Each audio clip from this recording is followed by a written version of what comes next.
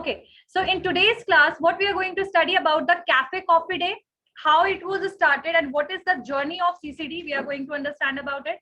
And today we are going to complete what are the retail marketing mix. We all knows about marketing mix. Marketing mix के बारे में सबको पता है marketing mix क्या होता है. Basically marketing mix में 4 P's है, service mix में 7 P's है, and in this retail marketing mix there are somewhere there is 6 and somewhere there is 7. So हम लोग 7 P's ही पढ़ लेते हैं, ठीक है, क्योंकि एक एक्स्ट्रा पढ़ सकते हैं. ठीक है, तो चलिए स्टार्ट करते हैं. Retail marketing mix. अच्छा, Cafe coffee day is better पहले करवाना है या फिर retail marketing mix? So retail marketing mix जो है, so retail marketing mix basically क्या है, जहां पर retailers, here not company, your retailers, how they are using the techniques for selling the goods and services in the market. I already said you about the retail atmospheric. Retail atmospheric हमने पढ़ा था, तो उसमें एक line आया था कि retailer का काम सिर्फ प्रोडक्ट को सेल करना नहीं है, बल्कि उन टैक्टिक्स को भी यूज करना है जिसके थ्रू वो प्रोडक्ट को सेल कर पाए. जैसे मैंने आप लोगों को बताया था कि रिटेल स्टोर होता है, वहां पर आप प्रोडक्ट को कैसे खरीदो, कौन सा प्रोडक्ट परचेज करो, रिटेलर उसमें भी आपकी हेल्प करते हैं, है ना. नया क्या डिस्काउंट आया है, किस चीज में क्या फ्री है, एक पे एक फ्री, जैसे दिस इज द ऑप्शन. तो कौन से प्रोडक्ट किस चीज का फ्री है, कौन सा प्रोडक्ट नया आया है, अराइव हुआ है, न्यू अराइवल है. तो इन सारी चीजों के बारे में रिटेलर किसको बताता है? कंज्यूमर को, क्योंकि जो रिटेलर है that is the part, last link है वो किसके साथ? कंज्यूमर के साथ. ट्रू. सो हेयर जो रिटेलर है आपके, वो क्या कर रहे हैं यहाँ पर? रिटेलिंग जो है, रिटेल मार्केटिंग मिक्स है, यहाँ पर वो सारे वेरिएबल्स, वो सारे टैक्टिक्स जो रिटेलर्स यूज कर रहे हैं, किस चीज के लिए? वो सारे मेथड्स फॉर इफेक्टिव मार्केटिंग और effective selling of goods and services. Clear हो गया बात? तो इसको अगर लिखना चाहते हो इसको लिख लो, because it is not included in the notes.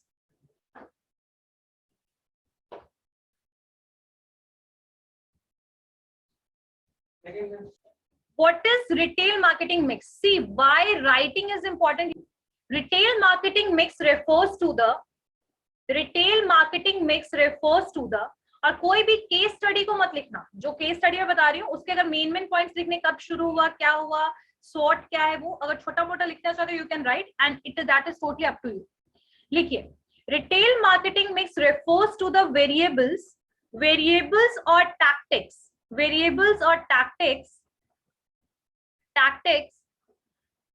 that a retailer can use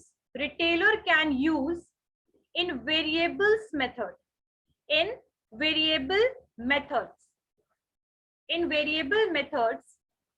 to arrive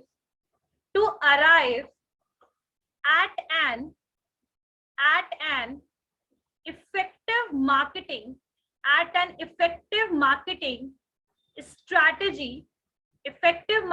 strategy to attract his prospects.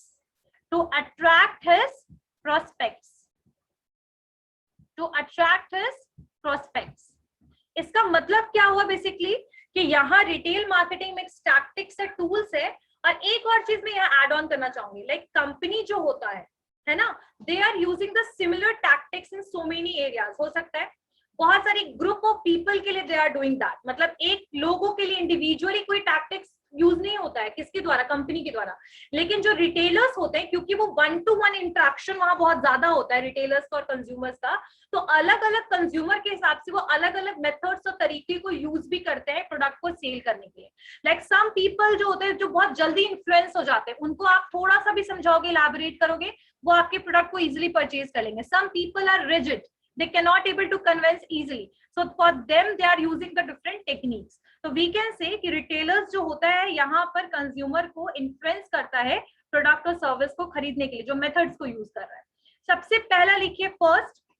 इसमें रिटेलर्स जो है वो आप पता ही होगा कि they are basically promoting the product, businesses, ensure the proper reach, मतलब प्रॉपरली प्रोडक्ट जो है कंज्यूमर तक पहुंच जाए आपका. ठीक है, इंश्योर करता है कस्टमर्स के डिमांड को, नीड को समझता है, अंडरस्टैंड करता है. कंपनी तो समझता है, रिटेलर्स भी आपके पॉइंट्स को सुनना चाहते हैं, इंटरेस्टेड होते हैं, है ना, आपके प्रोडक्ट को कौन सा प्रोडक्ट चाहिए उसके बारे में जानने के लिए.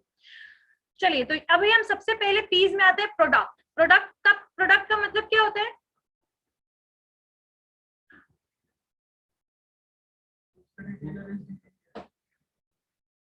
प्रोडक्ट क्या होता है? ग्रेट, गुड आंसर, तुम्हारा 1 नंबर गया 49 से 48।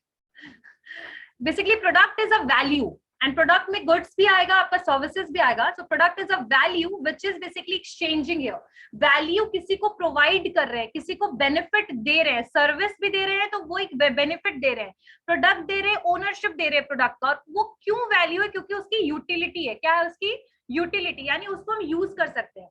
अगर आज में एक मार्कर जो है, इसकी यूटिलिटी क्या है? इसको बोर्ड में लिख सकते हैं, पढ़ाने के लिए यूटिलिटी है इसका, तो इसीलिए इसका वैल्यू है। अगर इसको पढ़ाने में यूज नहीं करेंगे, इसका यूटिलिटी 0 होगा, इसका सेल खत्म। True. So we can say the product is something which have utility and value, benefits होता है एड ऑन, किसके साथ? प्रोडक्ट के साथ। तो यहाँ अगर हम रिटेल की बात करें तो रिटेल में आपका जो प्रोडक्ट है that is the basic element जिसके साथ हम मार्केटिंग की शुरुआत करते हैं। ठीक है, कुछ लोग जो है यहाँ पर बोल सकते हैं कि रिटेलर क्या करते हैं, they collecting the product, they are collecting the product from whom? From wholesalers or manufacturer. So the collection of the products and offering the company ये क्यों लिखा है इन्होंने? collection of all the product and offering the company, collection of all the product by retailers and offering to the consumer, that is basically product mix. ठीक है, यानी product जो हम प्रोवाइड कर रहे हैं किसको? आपके कस्टमर्स को, रिटेलर के द्वारा, that is product mix. They are not involved in the manufacturing, so many retailers they are not involved in manufacturing but they are involved in distributing. Clear होगी बात? तो they are collecting the product. ठीक है, अब यही जो product जो भी वो खरीदेंगे, मतलब जो भी खरीदेंगे उनको वो क्या कोशिश करेंगे? सेल करने का। लेकिन उनके पास, हर एक रिटेलर के पास सारे प्रोडक्ट अवेलेबल हो ये जरूरी नहीं है, that is not even possible. कुछ ना कुछ प्रोडक्ट उनके पास चूज या बोल सकते हैं ना, कुछ ऑप्शंस बस प्रेजेंट रहते हैं। अरे बात समझ में? Limited options are there and even small retailer के पास तो बहुत ही कम ऑप्शन रहेगा। ठीक है, नेक्स्ट वन इज, अब यहाँ पर क्या क्या तरीकों से, मतलब क्या क्या स्ट्रैटेजी यूज करता है रिटेलर? तो जब कोई नया प्रोडक्ट लॉन्च होगा तो उसको प्रोडक्ट को प्रमोट करना, फिर अगर कोई मॉडिफिकेशन हो रहा है प्रोडक्ट में, नया प्रोडक्ट आ रहा है तब, या तो फिर किस तरीके से ट्रेड करना है प्रोडक्ट को, कौन सा प्रोडक्ट बेटर है आपके लिए वो बताना, ये सारा काम प्रोडक्ट में होगा। लाइक प्रोडक्ट कैसा है, क्वालिटी क्या है, उसको यूज आप कैसे कर सकते हो, डेमोन्स्ट्रेट करके बताना, these all are done by the retailers. ठीक है, management of PLC, management of product life cycle, is that is also the part of the product. यानी पीएलसी का मतलब product life cycle. Product life cycle में कितने stages होते हैं? 4, major 4 होते हैं। ऐसे तो उसमें शेक आउट और बहुत सारे ऐसे और भी स्टेजेस है, बट मेजॉरिटी बोला जाए तो 4 स्टेजेस होते हैं। तो उसको कैसे मैनेज करें? ठीक है, बहुत सारे रिटेल स्टोर में आपको बहुत पुराने भी प्रोडक्ट्स मिल जाएंगे क्योंकि उनका सेल बहुत ज्यादा हाई है। और रिटेलर्स हमेशा जो काम करेंगे किस पे करेंगे? डिमांड पे करेंगे कि कौन से प्रोडक्ट का डिमांड कितना है उनके एरिया में, उस हिसाब से they are going to purchase the product. Clear हो गई बात कि गया ऊपर से? चलिए सेकंड, प्राइस। प्राइस, अच्छा प्राइस क्या होता है? What is the meaning of price? क्या होता है मनी?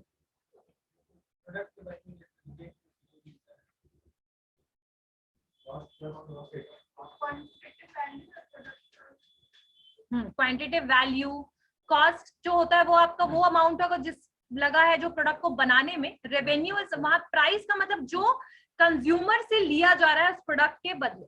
ठीक है, तो सबका पॉइंट सही था। तो price is the value which is taken by the consumer in exchange of goods. Clear है? तो यहाँ पर आपका रिटेलर्स जो है वो कई बार they are also there for providing the product according to the margin. Like example में Big Bazaar, they are even giving discount on standard product. पता होगा आप लोगों को कि स्टैंडर्ड प्रोडक्ट पे भी डिस्काउंट प्रोवाइड करते हैं। तो लाइक रिटेलर पे डिपेंड करता है कि वो एमआरपी पे कितना आपको छूट या डिस्काउंट दे। ठीक है, इवन बहुत सारे ऐसे रिटेलर्स होते हैं जो फाइनल प्राइस जो है, लेकिन ये ज्यादातर स्टैंडर्ड प्रोडक्ट में नहीं होता है। जो नॉर्मल प्रोडक्ट जैसे क्लोथ्स होते हैं, जो ब्रांडेड क्लोथ्स नहीं है, नॉर्मल क्लोथ्स हैं, उनके प्राइस सेट कौन करता है? आपका रिटेलर करता है ना। जैसे जीन्स अगर आप लोकल लीजिएगा तो कहीं आपको 700 में मिल जाएगा, कहीं 1000 में मिलेगा। So this price is not set by the company but by the local retailers. Clear हो गई बात? So retailers are not even involve in this, बल्कि वो इन्वॉल्व डिस्काउंट में भी होता है। जैसे कई जगह पे मैक्स हुआ ना, मैक्स भी अपने हिसाब से प्राइस को सेट करता है, पता होगा आप लोगों को ये चीज। तो psychological pricing system is also used by retailers. Clear हो गई बात। नेक्स्ट वन इज, क्योंकि हम लोगों ने बहुत ज्यादा 4 पीस पढ़ा है तो इसलिए I am not elaborating it lot, I think इतना काफी है। चलिए next point is place. So retailers यहाँ पर वही जो 3 तरीका याद है, एक्सटेंसिव, इंटेंसिव, सिलेक्टेड और एक्सक्लूसिव, याद आ गया। तो रिटेलर्स जो होते हैं वो हर एक साइज के प्रेजेंट होते हैं। छोटे छोटे retailers, mom and pop shop जिनको कहते हैं, आसपास के जो घरेलू और छोटे मोटे स्टोर होते हैं लोकल एरियाज में। बड़े रिटेलर्स भी जैसे बिग बाजार हो गया, रिलायंस ट्रेंड हो गया, जियो मार्ट, सो मेनी, ठीक है। सो हेयर द रिटेलर्स जो होते हैं वो सबसे डोमिनेटिंग पोजीशन पे होते हैं मार्केट में, because they are the person who are selling the product to the consumer, as well as they are basically opting the distribution strategy according to that. जैसे बाटा है तो that is always present in selected. Exclusive में बड़े बड़े जो stores हैं वो, छोटे मोटे स्टोर हैं जो इंटेंसिव और हर जगह प्रेजेंट है। छोटे छोटे जो शॉप होते हैं आपके, है ना, एक गुमटी तक भी होगा, वो भी आपके आसपास एरियाज में प्रेजेंट होते हैं। ट्रू। तो अवेलेबिलिटी जो होगा प्रोडक्ट का वो कौन तय करता है? आपका रिटेलर्स, ठीक है। कहां पर कंजप्शन हाई है, कहां पर रिटेल स्टोर को ओपन करना है, कौन सा टाइप ऑफ स्ट्रैटेजी को अडॉप्ट करना है, इंटेंसिव, एक्सक्लूसिव या सिलेक्टिव, ये सारा का सारा डिपेंड करता है आपके रिटेलर पे। कौन से कस्टमर, जैसे अगर आप देखिएगा कि कोई एरिया है जो पूरा अपार्टमेंट्स बने हुए हैं और वहां पर कोई रिटेल स्टोर ओपन होगा, तो that should try to maintain the standard as well. करेगा ना वो ट्राई वैसा, क्योंकि वहां के लोग ही वैसे प्रोडक्ट को परचेज करेंगे, ब्रांडेड प्रोडक्ट को प्रेफर ज्यादा करेंगे। सो आपको ब्रांडेड स्टोर ओपन करना है, रिटेल चेन ओपन करना है, कौन सा टाइप का प्रोडक्ट और कंपनी यूज करना है, normal retail shop, general store open करना है, ये आपके एरिया पे डिपेंड करेगा, आपके स्ट्रैटेजी पे डिपेंड करेगा, ठीक है। और साथ साथ में वहां के कंज्यूमर के कंजप्शन और डिमांड पैटर्न पे डिपेंड करेगा। आगे बात समझ में।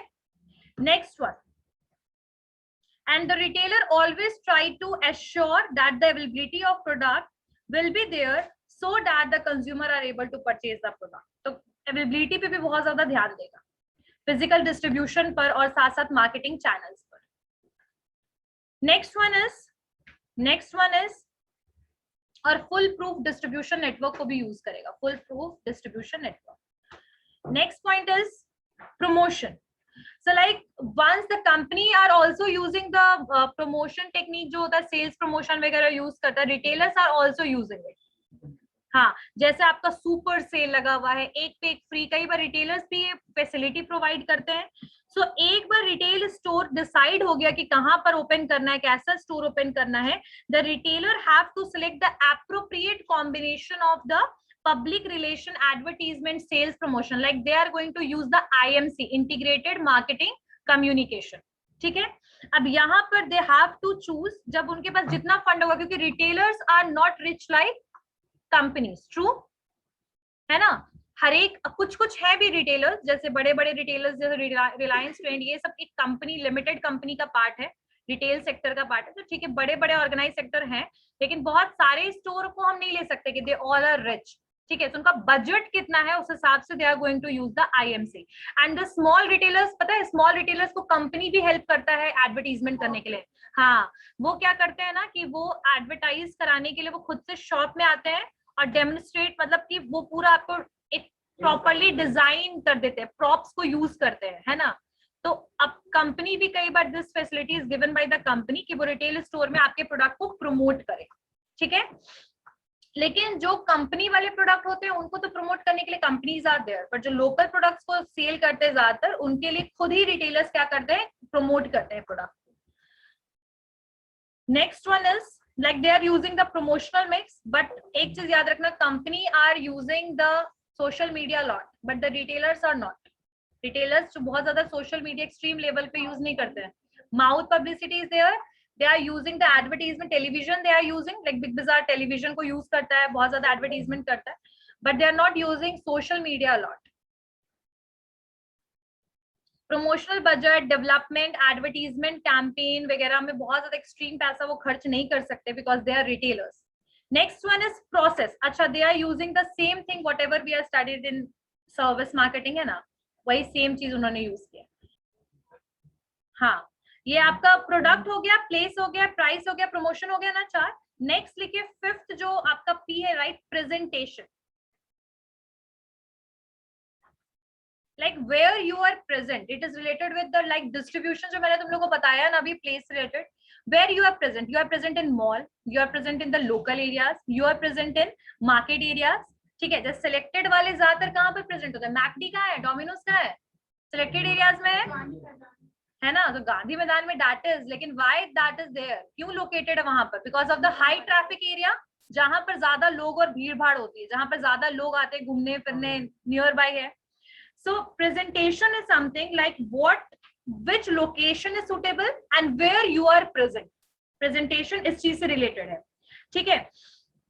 और उसके लिए what the retailers are doing sometimes, they are using the MR, marketing research करते हैं, कहाँ पर population कौन सा present है, analyze करना, और कितना वो good है, वो population आपके लिए कितना potential है for the selling of that product. So presentation is something which is related with the location. ठीक है. अब प्रोडक्ट प्लेस के साथ कंफ्यूज मत होना. Place is something that how you are going to distribute the product, कैसे product को sell करना है. And presentation is like related with the present, यानी आप कहां पर स्थित हो, बोलते हैं ना कि कहां आपका एड्रेस क्या है, in short. Next one is right personal. Personal is related with the people. Like retail is something which is totally dependent upon the people और पर्सनल. Why? Because आपकी रिटेल स्टोर में जो लोग होंगे, जैसे कस्टमर एग्जीक्यूटिव होंगे, वही आपको प्रोडक्ट को सेल करने में हेल्प करेंगे. जैसे मुझे एक लैपटॉप खरीदना है और मैंने शॉप को विजिट किया और मुझे कंफ्यूजन है, डायलेमा में हूँ किस चीज में, किसका लैपटॉप लूं. जैसे मान लीजिए एग्जांपल में like 2-3 brands are there, HP, Lenovo और Dell, लाइक 3 ब्रांड प्रेजेंट है और इन तीनों ब्रांड में कंफ्यूजन है क्योंकि ये सब नियर बाई ब्रांड्स हैं. ट्रू? हाँ, ठीक है. तो ऐसे सिचुएशन में, इस केस में मुझे कौन हेल्प करेगा? Who is going to tell me? Customer executive, sales personal जो होगा, जो सेल्स रिप्रेजेंटेटिव होते हैं, वो मुझे हेल्प करेंगे, है ना, मुझे समझाने में. और कहीं ना कहीं रिटेलर्स जो होते हैं, स्मॉल रिटेलर्स से तुम डायरेक्ट इंटरेक्ट करते हैं कि भाई 1 kg आटा दीजिए, 1 kg चावल दीजिए. True? But in the organized sector, we are not interacting with the company or the manager, but we are interacting with the sales representative. So here in the personal, that how are you selling to your customer? किस तरीके से product को आप cell कर रहे हो, ठीक है. What kind of internal marketing? Internal marketing का मतलब क्या होता है, एक चीज याद रखना. खैर ये आप लोग के सर्विस मार्केटिंग का पार्ट है. देखो, एक ना सर्विस मार्केटिंग में सर्विस ट्राइंगल होता है, ठीक है. यहाँ होता है कंपनी, यहाँ होता है कस्टमर और यहाँ पर होता है एम्प्लॉय, ठीक है. अब यहाँ पर इन दोनों के बीच में जो हो रहा है, कंपनी और कस्टमर के बीच में जो होता है, इसको कहते हैं एक्सटर्नल मार्केटिंग. क्या बोलते हैं? External marketing. क्या बोलते हैं? कंपनी और एम्प्लॉय के बीच में, यानी जो कंपनी और उसके एम्प्लॉय के बीच में क्या होता है? Internal marketing. और एम्प्लॉय और कस्टमर के बीच में होता है इंटरैक्टिव मार्केटिंग. अब यहाँ पर रिटेल जो है ना, that is the part of interactive marketing, क्योंकि यहाँ कस्टमर के साथ एम्प्लॉयज या यहाँ पर रिटेलर जो है वो डील करता है. लेकिन इस इंटरैक्टिव को बेटर करने के लिए हमें इंटरनल मार्केटिंग स्ट्रॉन्ग चाहिए. यानी कि अगर आप बिग बाजार में गई, मान लो मुस्कान, शी विजिट टू बिग बाजार एंड इसके साथ ऐसा हुआ कि समवन बिहेव वेरी रूड, तो ऐसे सिचुएशन में ये क्या चीज शो करेगा कि आपका कंपनी आपको प्रायोरिटी और वैल्यू नहीं दे रहा है. और प्रायोरिटी और वैल्यू कस्टमर को नहीं मिलेगा, they are not going to visit that shop again, retail store. True? तो यहाँ पर एम्प्लॉयज और पर्सनल को इतना स्ट्रॉन्ग आपको गाइड करना है, ट्रेनिंग देना है कि उनको कस्टमर के साथ कैसे डील करे, वो कैसे डील करना है उनको. They have to get the training, they should get training for this, ठीक है. So retailer is something, retailer कौन होगा? जो इंटरैक्ट करता है आपकी कस्टमर के साथ, यानी इंटरैक्टिव मार्केटिंग हो रहा है. और इस इंटरैक्टिव मार्केटिंग को सपोर्ट करेगा इंटरनल मार्केटिंग, यानी कि आपके एम्प्लॉयज कितने ट्रेन्ड हैं, कितने लॉयल हैं, कितने वेल बिहेव्ड हैं.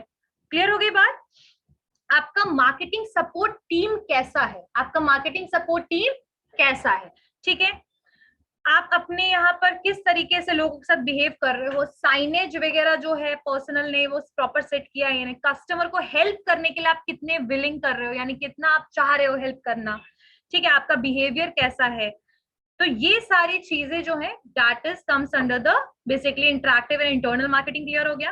तो यहाँ पर जो रिटेल है that is dependent upon the people age, ठीक है, कौन किस पे डिपेंडेंट है, लोगों पे। अब जैसे हम गए स्टोर में, ठीक है, अब रिटेलर सिर्फ और सिर्फ ये चीज नहीं देखता कि प्रोडक्ट को सेल करना हो, तो मैंने पहले बताया, साथ साथ में कौन सा प्रोडक्ट लेना है, कैसे लेना है, और अगर वो स्टोर विजिट किया है तो खरीद कर ही जाए, ये इंटेंशन होता है किसी भी रिटेलर का, है ना। अब विजिट करना और उसको प्रोडक्ट को खरीद लेना, दोनों में बहुत ज्यादा डिफरेंस है। You can visit any store, you can do the window shopping, but the retailer is not sure that you are going to purchase the product. So how they are going to make the purchase, unplanned purchase या unplanned जो आपका है thought कि खरीदे कि नहीं खरीदे, confusion, इसको आप कैसे पॉजिटिवली खरीदने की तरफ मूव करो, डायरेक्ट करो, ये काम होता है किसका, रिटेलर। तो ये 6 पीस जो मैंने बताया, क्लियर हो गया, क्लियर हो गया, डन। चलिए नेक्स्ट मूव। तो 6 P's, product, price, place, promotion, presentation and personal. Clear हो गई बात। हाँ, एक जो पॉइंट था वो एक्चुअली सब कैफे कॉफी डे जो है, कितने लोग गए हैं, कितने लोग विजिट कर चुके हैं CCD, how many of you. So CCD जो कैफे कॉफी डे जो है, it was started by BG Siddhartha and in 1996 he was graduated in 1984 and he just decided to start something better for youth and they started basically, उन्होंने अपना एक farm भी open किया था coffee का, आप लोगों ने सुना होगा इसके बारे में। then he started with this particular coffee chain, ठीक है। तो अभी खैर V G Siddhartha he is not. So CCD को शुरू करने का क्या रीजन था, it was started in Bangalore. सबसे पहले इसको शुरुआत कहाँ किया गया था, बैंगलोर में इसको स्टार्ट किया गया, और लगभग 2016 तक के अराउंड इसके कम से कम 2000 आउटलेट्स थे, मेजर सिटीज से लेकर के हिली एरिया से लेकर के हर जगह, इवन मसूरी में भी सीसीडी इज प्रेजेंट। अब सीसीडी जो है that is that become the youth aggregator. What is the meaning of youth aggregator? यानी यूथ के जाने का बेटर प्लेस, यूथ के जमा होने का, यूथ के एक बोल सकते हैं विजिट करने का बहुत बेटर प्लेस है। Ambience was very good and in CCD कोई भी वहां पर वेटर या कुछ ऐसा नहीं है, they all are like the अपना सेल्फ सर्विस है, you have to go there, you have to give order and after that you can take, और either you can ask them, वो आपको ला करके भी दे देते हैं। Sometime they are also like according to area. In Delhi, they are basically giving you on table, they are providing you coffee. अब सीसीडी जो है लाइक इन्होंने 3 चीज पे बहुत ज्यादा काम किया, 3 A's पे, 3A।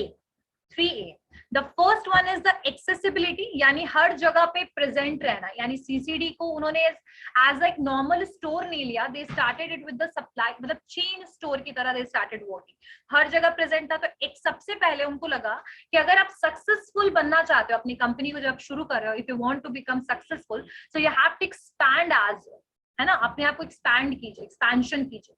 अगर आप हर जगह प्रेजेंट नहीं रहिएगा तो आप यूथ को कैसे आप अट्रैक्ट कीजिएगा अपने कॉफी के लिए।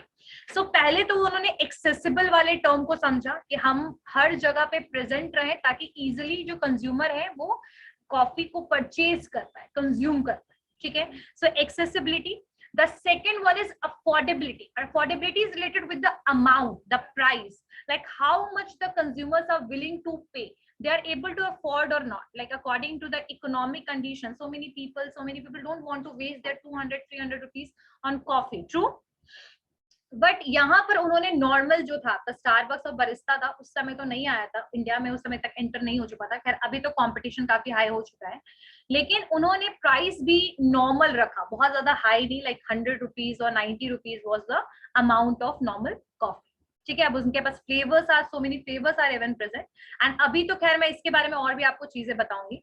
सो पहला एक्सेसिबिलिटी पे दे फोकस, सेकंड अफोर्डेबिलिटी पे, कि इसका प्राइस कितना होना चाहिए कि नॉर्मल कंज्यूमर्स, और कंज्यूमर्स में ज्यादातर कौन थे, स्टूडेंट्स, ऑफिस में जो काम करने वाले यूथ हैं, कॉर्पोरेट में जो काम करने वाले यूथ हैं, वो आराम से उसको परचेज कर पाए, ठीक है। The third one is acceptability, now the point is what is the meaning of accept कर लेना, यानी उस चीज को मान लेना, उसको एज अ मतलब आप हैबिट नहीं, लेकिन हाँ आप उसको इजिली एक्सेप्ट कर लो, उसको मान लो कि हाँ ये वर्थ है, 90 रुपीज की कॉपी है तो ये वर्थ है। अब इसको एक्सेप्ट कौन करेगा, वही यूथ वगैरह। तो दे वर्क्स ऑन 3 A's। पहले तो हर जगह प्रेजेंट रहे, एक्सेसिबल रहे। दूसरा, हमें हमारे कॉफी को कोई भी अफोर्ड कर पाए, खरीद सके और इजिली एक्सेप्ट कर पाए, ताकि वो कभी कंफ्यूज ना रहे कि यहाँ का कॉफी हमें नहीं पीना। They easily accepted. हाँ, quality in short, exactly the quality of your coffee will be good, मतलब कॉफी का क्वालिटी अच्छा होना चाहिए। ठीक है, ये उनका सोच था, ये उनका मानना था। किसका? इनके सीईओ का। अगर हम सेगमेंट एसटीपी की बात करें कि कैफे कॉफी डे में मतलब क्या सेगमेंटेशन, टारगेट एंड पोजीशनिंग की अगर हम बात करें, तो इनका जो इन्होंने 2 चीजों पे बहुत ज्यादा ध्यान दिया। पहला तो इन्होंने डेमोग्राफिक फैक्टर को चूज किया। डेमोग्राफिक फैक्टर कौन से फैक्टर्स होते हैं? Location wise, age, income, occupation. ठीक है, तो डेमोग्राफिक पे क्या, और इनका इन्होंने किस एज ग्रुप पे ज्यादा फोकस किया? यूथ पे, कम एज वाले पे, 18 प्लस वालों पे ज्यादातर था, 18 टू 25 और 18 टू 30 इयर्स वालों पे ज्यादा फोकस किया इन्होंने। सेकंड, साइकोग्राफिक पे, यानी लोगों के लाइफस्टाइल पे। Like if you will start drinking coffee from CCD, then you are of the high standard. Like they also started working on the lifestyle of the people. Like normally जो लोग घर में traditional way में coffee बना के पीते थे, उसको उन्होंने थोड़ा सा कहीं ना कहीं चेंज किया, बदलाव किया, डायरेक्शन बदला घर की कॉफी से सीसीडी के कॉफी की तरफ। ठीक है, so they work on the two type of segmentation, they choose 2 variables, demographic and psychographic. Done, यहां तक समझ में आया? नाउ टारगेट, टारगेट किस पे किया? यूथ, ये तो हर जगह ही आ रहा है, यूथ और middle class family. Middle and higher income, middle class family पे और हायर इनकम फैमिली पे they basically focus, not on only on higher, बल्कि मिडिल क्लास फैमिली पे भी दे फोकस। एंड इनका पोजिशनिंग क्या था? The quality and the attributes, the product attributes या बोलते प्रोडक्ट क्वालिटी इनकी पोजिशनिंग में काम आया। Like they never use so much advertisement or something, but with their quality they promote their product, यानी क्वालिटी से ही अपने प्रोडक्ट को हम प्रमोट करेंगे। ठीक है, अब इसका हम थोड़ा सा SWOT एनालिसिस देख लेते हैं। What is the SWOT analysis of this?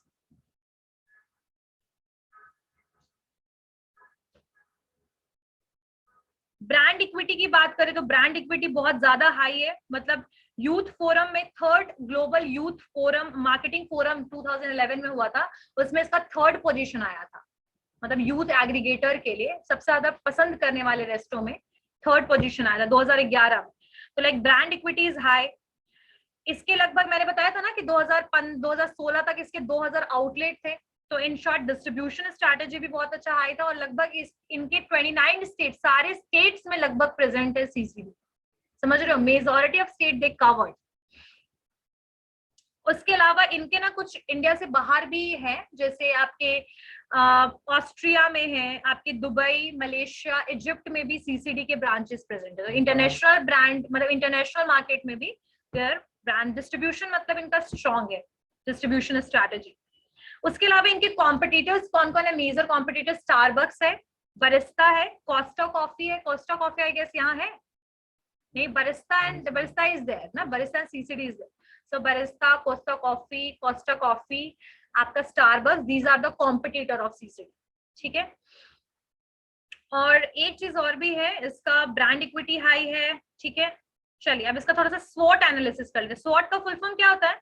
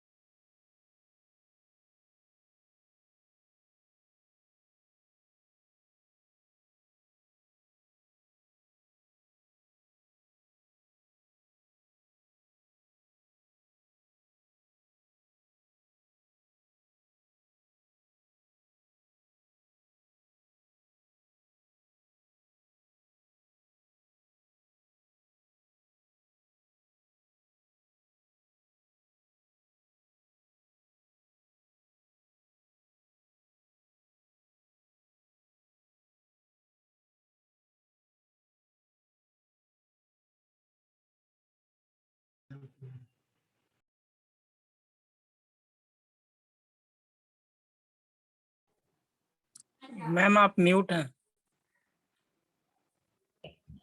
So first I just want to tell you all कि like in product they started selling so many kind of thing, like diversification is there, लेकिन coffee में ही अलग अलग type के test, अलग अलग type के flavours को ऐड ऑन करना, कोल्ड कॉफी, ठीक है, ये कुछ उन्होंने एक्सपेरिमेंट किया, नए नए प्रोडक्ट्स को लॉन्च किया, लेकिन मेजर ऑफ द प्रोडक्ट इनके कौन थे, कॉफी, और उसके साथ स्नैक्स को भी प्रोवाइड करना शुरू किया। स्नैक्स में समोसा, बिरयानी, पनीर टिक्का और ये आपके आलू टिक्की, ये सब जो है, burger, sandwich, tikka, all these things are provided with coffee in cafe coffee day.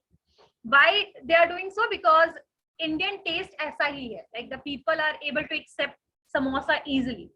अभी भी बर्गर और समोसा में the people are going to choose samosa. True. Price की बात करें तो लाइक इनका जो प्राइस है दैट इज लाइक इनका कॉफी जो है 80-90 रुपीज है, with tax and all it's around 100 rupees, 100 और 150 अराउंड। एंड स्नैक्स का भी यही रेट है, ज्यादा एक्सपेंसिव स्नैक्स नहीं, like samosa is available for 20-25 rupees.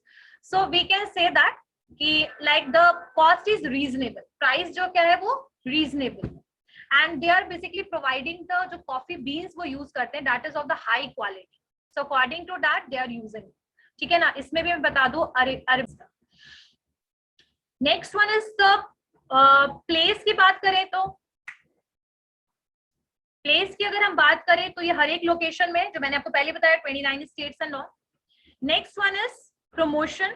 So promotion के लिए इन्होंने कहीं पर 2-4 चैनल्स में दे स्टार्टेड प्रमोटिंग, जैसे आपके चैनल है V, there is a channel V promoting about their brand, because that is a youth channel, ज्यादा यूथ उसको देखता था।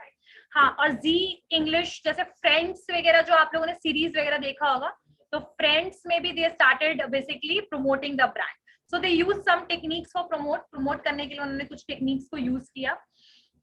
और कैफे कॉफी डे जो है वो उसने थोड़ा सा लिवाइस वगैरह के साथ कुछ कॉन्टेस्ट वगैरह में, एयरटेल फ्रेंड्स, स्कूटी, मतलब थोड़ा बहुत प्रमोशन के लिए दे यूज ऑल दीज थिंग्स, कुछ प्रोडक्ट्स को भी यूज किया ना, कुछ कंपनीज को यूज किया, कैडबरी के साथ भी दे यूज, ठीक है। उसके बाद कुछ मूवीज है जैसे खाकी, मैं हूं ना, तो वहां पर भी दे show that particular cafe coffee day का आउटलेट वगैरह उन्होंने शो किया।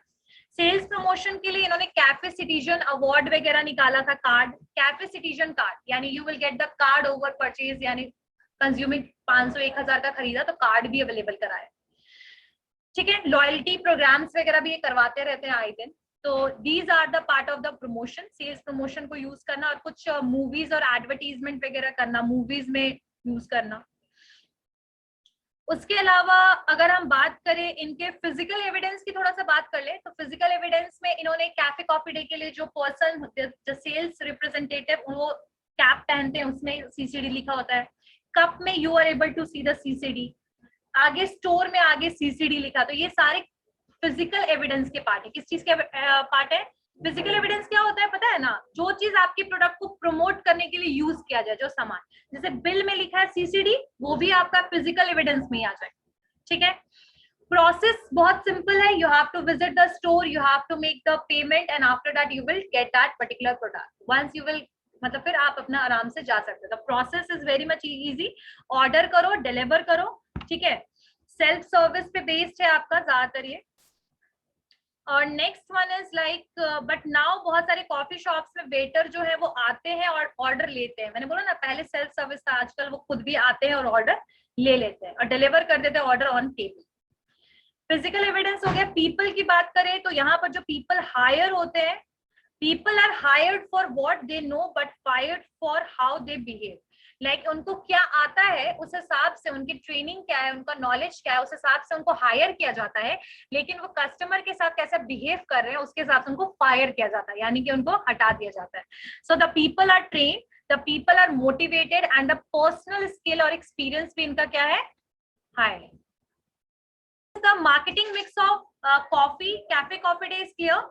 सीसीडी का क्या है बेसिकली क्लियर हो गया। अब नेक्स्ट बचा है स्वॉट एनालिसिस, तो उसको स्वॉट एनालिसिस नेक्स्ट क्लास में करते हैं और आगे की जो टॉपिक्स है उसको कवर करेंगे, ठीक है। Anyone have any doubt? CCD समझ आया, cafe coffee day, so see you all in the next class.